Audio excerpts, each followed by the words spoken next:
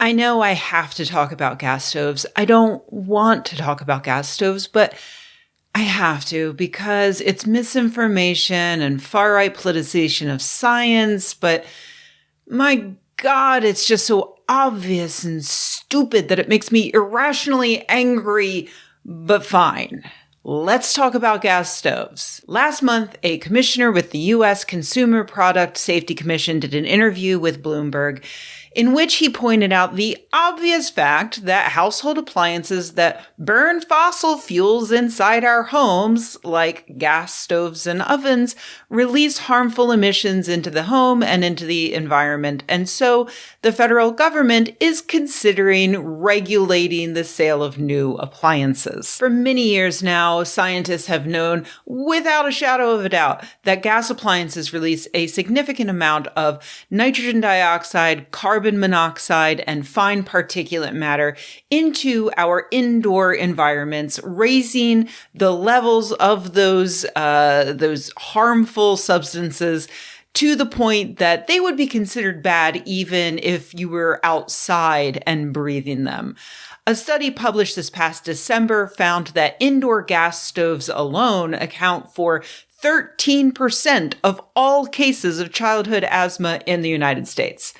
Now, I do not have human children, but if I did, I would be concerned about whether or not an item I had to use every day was going to, maybe kill them in gym class. And I would be relieved to know that not only is there a safer option, electric, but that Congress just passed a bill that would give me up to $840 to buy a replacement. Alas, I guess I must just be a little weird because a lot of other people heard about all of this and decided to make gas stoves their own personal Waterloo, but with Alex Jones as their Napoleon. The Republican Party has, in recent years, rebranded itself as the party of eating lead paint chips and injecting horse dewormer to own the libs. So they immediately realized that they had to get on top of this gas stove ban by being very much against it. To do that, they had to create what we call a straw man, aka a fake argument that is much easier to beat than the real argument that your opponent is making. In this case, they decided that their straw man would be basically to argue against Joe Biden breaking down your front door, shooting your dog, and dragging your gas stove straight out of your home and into the dump. But yeah, the government is talking about possibly regulating gas appliances, but the Republican machine has turned that into the Democrats want you to have to give up all of your gas appliances immediately. That is not what's happening. Anyone with two brain cells to rub together knows that this just never happens. It never happens like that. Just consider lead paint, to bring up something I've already brought up. Benjamin Franklin was warning people about the dangers of lead paint in 1786. And over 100 or so years, eventually, everyone realized lead paint leads to organ failure and brain damage. But the U.S. Consumer Product Safety Commission, those same guys I mentioned earlier who are talking about regulating gas stoves, they took until 1977 to finally ban lead in paint and toys and furniture. By the way, as an aside, while I was researching this video, I learned that lead in paint and furniture and toys and stuff, it's not just dangerous because children tend to put everything into their mouths. And of course, because it flakes off and then we breathe it in.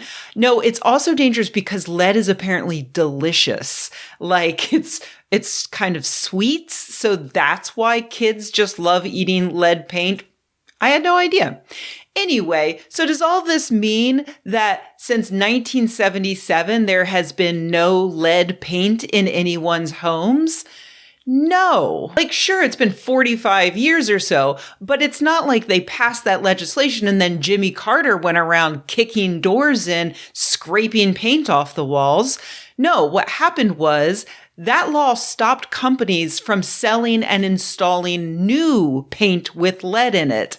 And as any renters in major cities who have children know, unfortunately, there are lots and lots and lots of units still being rented out that contain toxic levels of lead in their walls, because safely getting rid of lead paint is expensive, and most landlords are sociopathic leeches sucking society's lifeblood. And so it is with gas stoves. Homeowners will be able to keep their existing gas stoves if they would like, or they could replace them if they're able to. They can even take advantage of that Inflation Reduction Act rebate that I mentioned. Landlords will replace their stoves if they find it economically feasible, depending upon whether or not their potential renters can and want to pay a premium to enjoy a carbon monoxide-free indoor air quality. Landlords renting to lower income people will probably keep their unventilated gas stoves in place until they explode or break down beyond the point of repair, at which point they'll probably drag their feet on finding a replacement until their tenant verifies that they understand their rights and have the ability to fight for them, or they simply move out. So banning new gas stoves won't really negatively affect anyone. Middle and upper income people will have options, and things will probably continue to be terrible for low income people, just the way it always has been. But as with every attempt to protect human beings from themselves, there are the conservative naysayers. Still, any attempt to restrict drinking and driving here is viewed by some as downright undemocratic. It's kind of getting common this when a fella can't put in a hard day's work, put in 11, 12 hours a day, and then get in your truck and at least drink 1 or 2 beers. They're making it laws where you can't drink when you want to.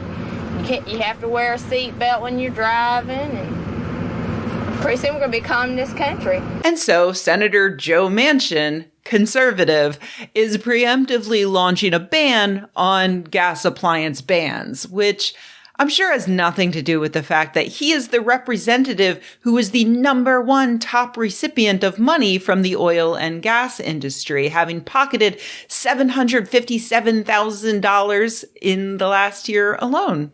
That's more than most people get for doing a real job 40 hours a week. Ted Cruz, the co-author of the Gas Stove Protection and Freedom Act, only got $138,000 for doing this, which is so sad for him. But I'm sure it's just a huge coincidence. Just like people in the comments of my video last week thought it was just a huge coincidence that influencers happen to be talking about how much they love propane after they received a giant sack of money from the propane industry. They just happen to love propane, you guys.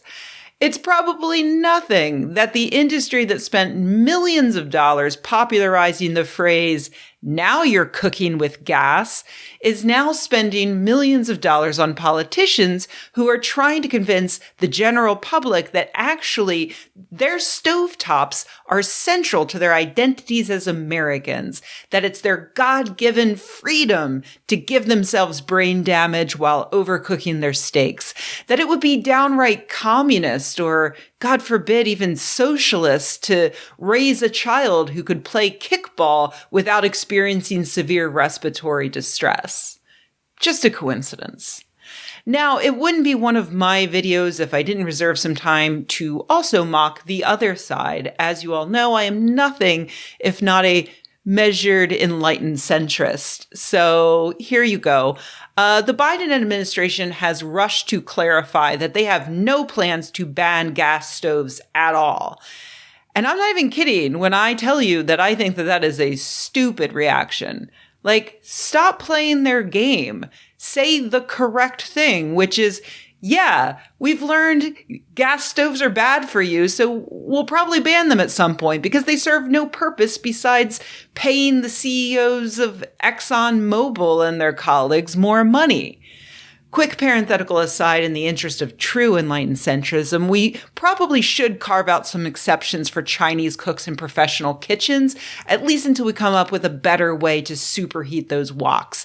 But I assure you that the average home chef is not going to suffer from the switch from gas to electric. But yeah, I just wish, as usual, the Democrats would suck it up and take the reasonable stand here. There's nothing wrong with phasing out products that actively hurt us when there are safe and affordable alternatives available.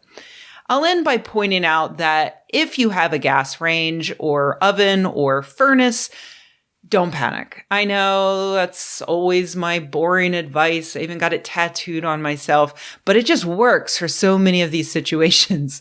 If you have a hood that vents to the outside, use it when you're using your oven or stovetop. If you don't have a vent to the outside, crack your windows and turn on the fan. If you own your own home, consider replacing your oven or range with an electric option, and, look into the IRA to see if you qualify for a refund. If you can't do any of that and you don't have kids, then whatever. It's not great for your health, but it's also not the end of the world. And hey, there are plenty of other ways that your environment is poisoning you, so just try not to think about it. And if you're a poor renter with a gas stove and no ventilation and you have a young child in the house, then I'm sorry, but this debate has entirely left you behind, because as we saw with lead paint, the timeline is step 1, notice there's a problem. Step 2, take about 100 years to address the problem. And then step 3, still let that problem affect the most vulnerable people 50 some years later. And sorry to say, we haven't even reached step 2 yet. Hey everybody, thanks for watching. If you enjoyed this video, please give it a like. If you loved the video, please subscribe.